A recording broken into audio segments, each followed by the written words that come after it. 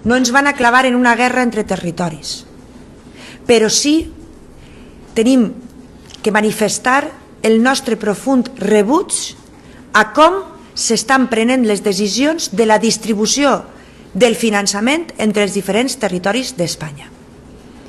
No pot ser que un finançament se decidisca de manera unilateral per part del govern central sense escoltar les necessitats de la resta de comunitats autònomes i simplement per una qüestió arbitrària, partidista i oportunista d'aprovar el pressupost general de l'Estat. Lo que deia l'altre dia. Así uno monta un pollo i li tapen la boca en diners de tots, sense comptar amb la resta. Com se trenca la igualtat en Espanya? Aixina.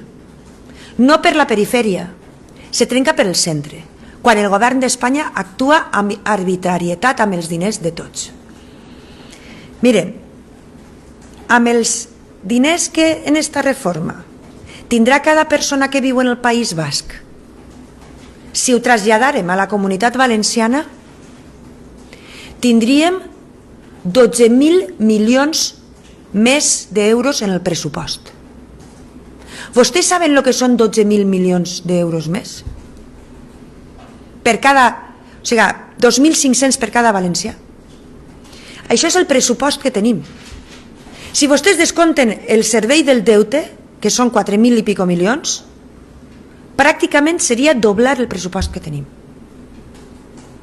Claro, és obvi que una persona que viu a la Comunitat Valenciana no té les mateixes oportunitats que una persona que viu en el País Basc. Com se justifica des del govern d'Espanya este tracte desigual?